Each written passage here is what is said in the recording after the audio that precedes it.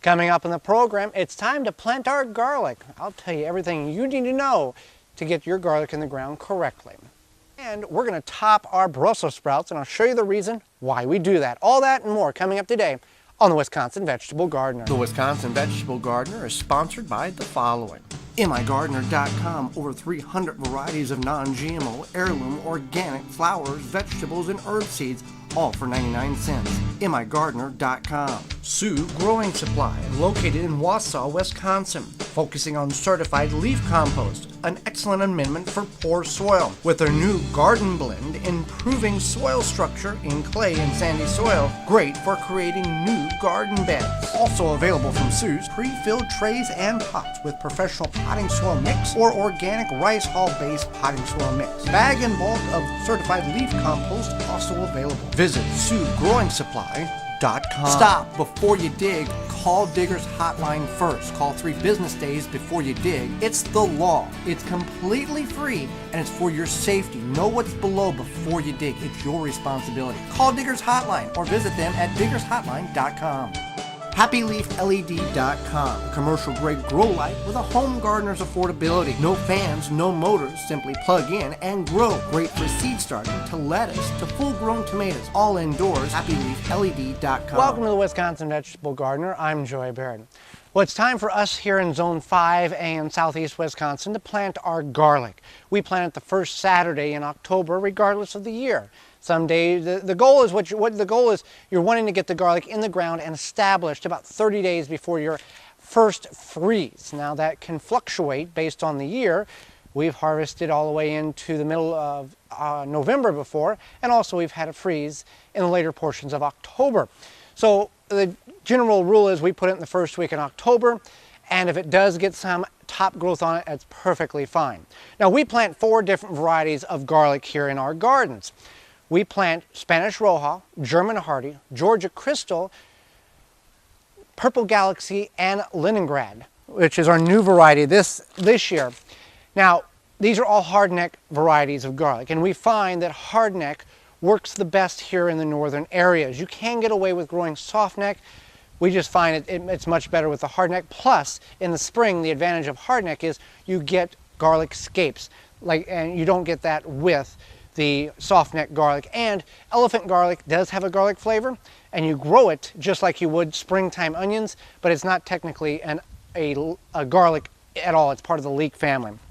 So when I talk about hardneck garlic, the stem, and I'll break this open so you can see, the stem goes all the way through the bulb into the roots.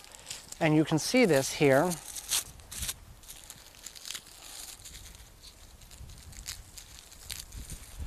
You can see the stem goes all the way through into the roots. Now, if it was a soft neck variety, it would stop here. You wouldn't have this central stem going all the way through.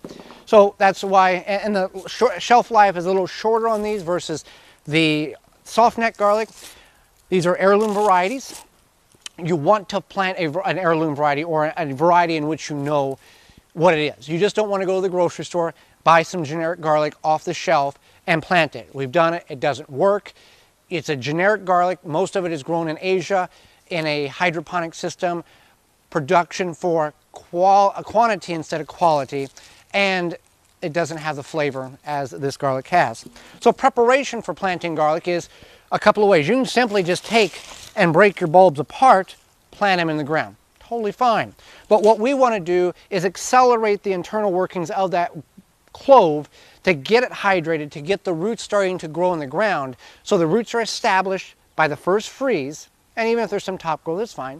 It goes into dormancy, and then in the spring, the warmth of the soil and the sun jump starts it, and it's ready to go, and it's already growing.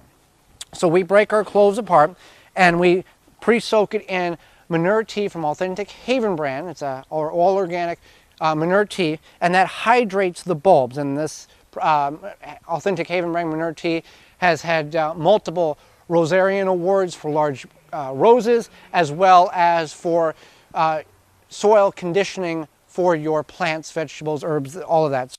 The manure tea comes in tea bags, and you just let it soak. You don't have to brew it, bubble it, nothing. You just let it soak and steep it, and you're good to go. We're hydrating the bulb here in the Moo tea, 12, 24 hours, somewhere in that range. The larger, in any for a reference, any seed or bulb for that matter, or clove, the larger it is, the longer you're okay to soak it. The smaller it is, the shorter you want to soak it. Some small seeds you only want to soak for 15, 20 minutes. These we can get away with 12, 24 hours, no problem. So let's go and talk about our soil preparation for our garlic bed. So this is our bed in which we're going to plant our garlic. Now you can plant garlic in a raised bed, in traditional ground, in giant grow bags. You can do it in containers. There are some challenges that you can potentially face with that. We have found raised beds, traditional ground, is the best method in growing garlic. Now this bed is prepped as it's going to be. This is where potatoes were. We harvested about 8 weeks ago. And that was about the last time we had a substantial rain as well. So we're dealing with a very dry, cloddy bed. But garlic doesn't care. Garlic is a very forgiving crop that we can plant in this bed. And we haven't put any nutrients in this bed. It's exactly the way it was. You'll feed your garlic in the spring. You don't want to overfeed it in the fall because then too much development will occur before the dormancy period and it can affect the growth of the garlic.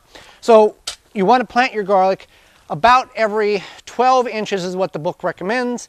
We can go about 9 because what I would recommend 9 because in a 10 or 12 foot row, every 9 inches versus every 12, you're going to get a few more cloves of garlic in, and it doesn't really hurt the development. It still gives you enough room. Now row to row, about a foot is what you want. Now we'll start here, and you can make a drill here, which is probably what I'm going to end up doing, but we'll just start here. Now with your garlic that's been soaking, and if you don't have Moo tea, authentic Haven brand tea, the tea bags, you can just simply soak this in water. This just adds a little more nutrients or energy. It's like an energy drink for your cloves here. So your cloves, when you break them apart from your bulb, you want to get the largest cloves that you can. In return, that should give you the largest opportunity to have good large bulbs from the largest cloves in the spring. So you plant a very large clove, chances are, if everything goes well, you're going to have a very large bulb come the springtime. So you want to plant it the same way it came out of the bulb, teardrop shape where the roots were. The roots go down, and you want to go 2 to 4 inches. If you're in really loose soil, like a raised bed, you can probably get away with 5 inches, but let's keep it simple. 3 to 4, not a problem. And then we'll go every 9 inches here. You can measure it, you can guess it, and that's the way we're going to plant the entire bed. And then we walk away. And we don't come back and we don't look at the bed. We don't do anything until the spring thaw has occurred and these plants begin to grow in the spring. And then there's procedures, and we fertilize it. We can top dress it with fertilizer or compost or more manure tea, Moo tea, authentic Haven brand there.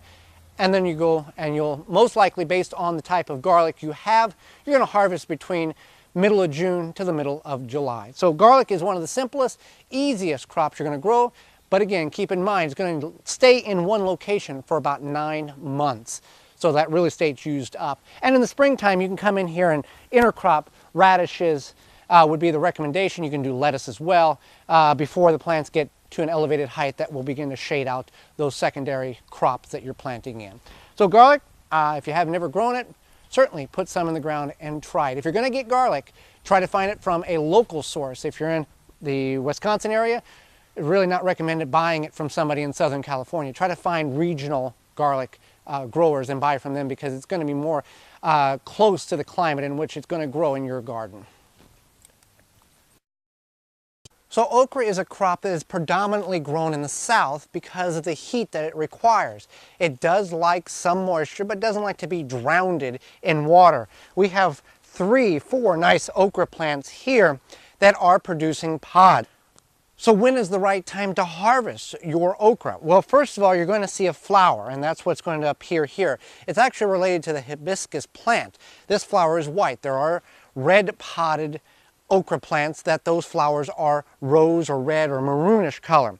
So once the flower appears, it will drop off relatively quick, and then the pods begin to form. The ideal time is most people recommend harvesting them when they're 2 to 3 inches in length. This is when they're the most tender portion, when they're most tender. If you wait until you get a pod like this here, that is about 4 or 5 inches, maybe 6 inches here, this is going to become more fibrous and more woody, if you want to use that term. Now, you can allow this if you've missed the opportunity of harvesting and they're getting longer. You can do a couple of things. One, you can leave it on the plant, something like this here, that is much longer. Leave it on the plant and allow it to go to a mature state, and you can save the seeds inside of it. But you have to wait until it gets to a mature state and the pod actually begins to dry out. Secondly, you can pickle these. Now, certain individuals have said that if you let them get big, if you try to eat them and pan fry them, they're woody, but if you pickle them, they don't have that woodiness or that fibrous texture to them.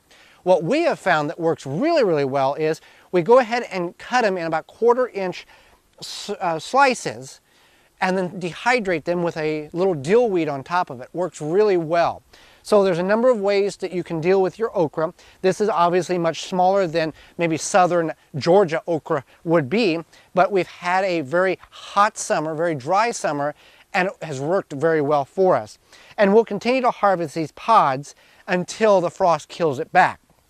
But again, harvest your pods when they're small. If you're wanting to eat them right away, you can let them get bigger if you're going to dehydrate them or pickle them. And if you want mature seeds, you allow them to just grow until they won't grow anymore and they die on the plant.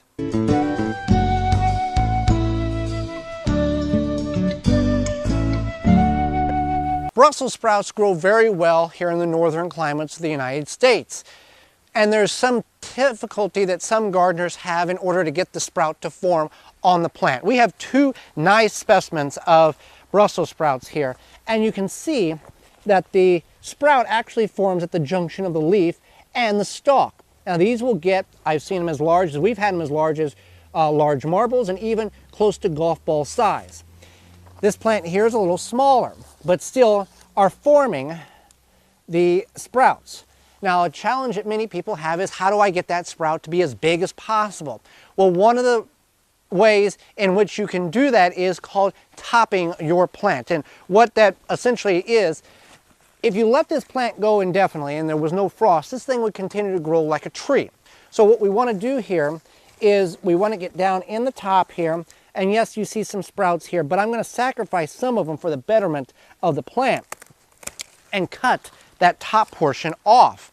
Because what now that has occurred is you've put that plant in a stress situation where it's not going to think about growing any more vertically, but it's going to develop the fruit, or in this instance, the sprout on the actual stalk in order to develop its reproductive. Now they're not going to have seeds right now, and they would next year if you allow them, but this will allow you to get bigger and better sprouts on your plants. Now you want to do this approximately 30 days or so before the plant is done harvesting. These will grow all the way into very, very cold temperatures, but this is a way that you can get large sprouts on your Brussels sprouts. We've done this last year and it worked very, very well. Thanks for joining me. Join me again next time for more organic gardening and food preserving. I'm Joy Barrett, and this has been the Wisconsin Vegetable Gardener. For more information, please visit thewisconsinvegetablegardener.com.